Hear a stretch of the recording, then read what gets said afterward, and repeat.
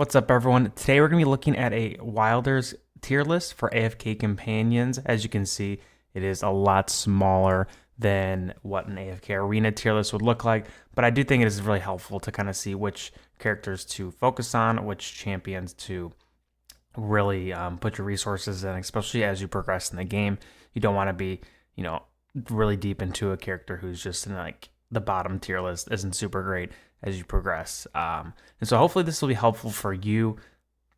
And we're just going to start off with Ascended Solise, a Solise, obviously just S tier, one of the best units in the game, if not the best one that is currently available, even though it is really hard to get because you need to get 22260, and then you also have to have a certain amount of Wilder units who are ascended to unlock her. So it's not like previously with the time cards, you have to fulfill certain requirements to get her, and those requirements for the beginning of the game are relatively high, something you will get over time, and I would definitely recommend getting her once you can and prioritize getting all those Wilders so you can unlock her, because she is a great healer, AoE damage, she does a little bit of everything, and she can be basically slotted in anywhere.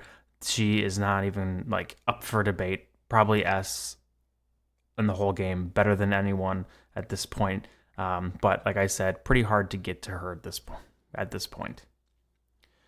All right, Aron, he's really good, solid DPS, has a good amount of CC too. You know, that pulling in other units can be really helpful. I would say in terms of the whole game, he's probably like low S, but for a Wilder, he's definitely an S as well. He just provides a lot of CC that isn't always available within the game. He does a lot of damage on top of that. He can be a game changer, and for certain combos, he can just really get things going. So I think he does take a little bit of resources to get fully online, but he is definitely worth investing in if you happen to be getting a lot of copies of him. Okay, next we have Gorvo. Gorvo is an interesting unit. He taunts, he shields, and he kind of just tanks damage. He doesn't really do a whole lot else. And because of that, I would say he is probably C or D. I would say probably D, just because he taunts nearby units. He doesn't taunt every unit in the game. But also on top of that, taunting just isn't like a super useful skill at this point, and I don't think it really ever has been and ever will be. Just because when you're taunting everyone in the everyone nearby, you just kind of normally just die unless you're like really built up. But like if he's just kind of mid build, he's just gonna die, and then that's it. That's all he was really useful, is for distracting him for a little bit. So he's not really someone I would recommend building into, even for a tank. It's just not really worth the investment at this point, especially compared to other tanks like Mishka, who are just absolutely the best in the game in what she does. I would definitely avoid putting time and investment into him. Next one, we have Lyca.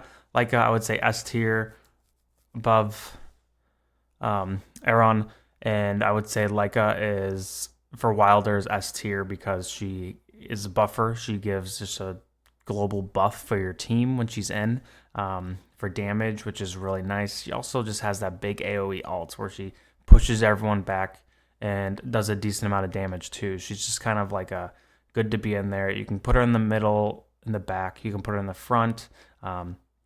Depending on the other team's comp, you can kind of move her around, and she can be helpful in different spots. She's just a game changer. I have her built up to Ascended already, and she just does a lot of damage. Her buffing is great, and I just think she's really impactful, especially for Wilders. Climbing the tower, it's just really nice to have her in my lineup right now, and I would encourage you, if you do have copies of her, to definitely build her out. Next we have Mishka. I would say she is, the second best Wilder in the game. She's tanky, she has CC, she does some damage. She just really, her ult of just jumping into the enemy line and knocking them all up is super useful and helpful, and it just is something that there isn't a lot of in the game, of just knocking everyone on the team pretty much. And then during that time, a lot of your other units can get their ults off. They can be putting damage in, and it feels like a lot of time when you're in campaign and other modes, that if she can get her ult off, you feel pretty confident you're going to win the fight. In arena, if your Mishka gets her off before the other one, it's like, okay, game's over. Except in a few other random rare circumstances. But for the most part, she is a game changer. Definitely build her out. If you have her, I would say she is a high priority in the game right now, especially if you want to be playing long term. She will be very useful for a while compared to some other units that might kind of fall off as they move on. All right, next we have Namora. Namora is a champion that I really like the look of. I like the design of like a sheep fawn, goat thing that heals. That just seems very classic, especially in video games. But I'd say Namora probably finds himself or herself, I'm not really sure, in the C tier just because there are other units that do what they do, but a lot better. Mostly just does healing with a tad bit of CC in there. But just like I said, just not really worth investing in. There are other units that do a better job than Namora. Moving on, I would say Oku probably in that C tier as well. Tanky, is a fun unit because, it's like the big bowl, classic tank, kind of like Alistar from League of Legends, for those of you who have played it, or, just other classic tanky units. But really just when you have Mishka as an option, there's really just no point in having Oku as a tank. Pippa's probably about the same, does a little bit of everything, but just doesn't do anything great, I would say. Pippa is just one of those units that, will heal, will do some DPS, but at the end of the day, why wouldn't you just have a different unit in that would be better than Pippa? And so I would say you can get free copies from the store if you are just wanting to complete things, or you need like another wilder unit to throw in there that's built out. Sure, you could do that, but I wouldn't recommend putting much resources into Pippa at this point. Okay, so I forgot to add Navani to this Navanti into this tier list, so I added her. We'll go over her last, but the next unit we're going to go over is Respin. Respin is a damage unit, kind of like a bursty unit is what his intent is, but he just kind of doesn't do much. I would say Respin is kind of a cool concept with the wind and how it activates and when it activates, but ultimately it's just, having something that attacks the highest attack damage unit isn't always very helpful and not really worth building out in this current state with AFK Companions. And so I would say Respin isn't worth really building into. I would avoid building him. Cirrus is one of those units that, like, especially when I first started playing, I just like hated going against him because of his tidal wave knockback. It seems so annoying and OP, especially in campaign when I'm trying to progress. But when you actually use him, he just isn't good. And so I would say don't invest anything in him. He is not worth the investment, the time. Avoid him at all costs. You have Mishka, who will just do everything he does, but better. I know I've said this several times, but that's kind of the point we're at.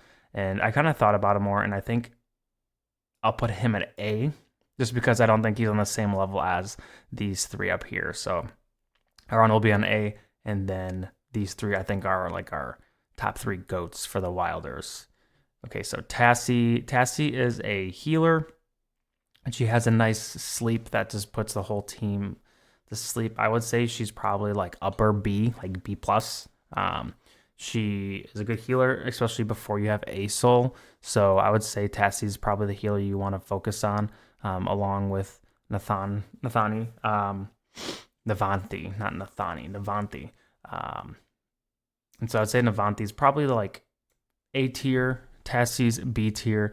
The only difference is Navanti's just like a better healer all around. She's also pairs really well with units that have summons. And so you put her with Mishka, and she's just a really good, keeping her alive, giving her buffs, stuff like that. And so as far as the healers go, Tassie and Navanti are the two that I think are really the only ones you should be prioritizing. And at this point, you could probably just do Navanthi and avoid Tassi until you get Asol, and then you have Asol as your primary everything unit, along with Lyca and Mishka. And so this is what I would put my current Wilders tier list for AFK Companions at. I think, nothing I feel too strongly about except for these top 3. I think some of these middle ones you could maybe argue could go up or down a little bit. And then I think the trash units down here are just ones you really want to avoid, even though like there's ones like these two, like Pippa and Sheep Dude, that I really like. Even Turtle Man, like these guys are just cool units, like concept and look wise, but they just stink. So avoid these ones. There's nothing wrong if you build out these guys up here. And this should help you with climbing in campaign and in the tower. So good luck. And just one final note, if you do have any of these units in the S tier, I would say these are going to be S tier in every part of AFK Companions, not just Wilders. So definitely worth building out these guys. So thanks for watching. If this was helpful, feel free to like and subscribe. If you have a different opinion on anything, make a comment below. I'd be curious if any of you guys have built out some of these other units that you think maybe are better than they should be or worse than they should be. But yeah, thanks for watching and hope you have a great day.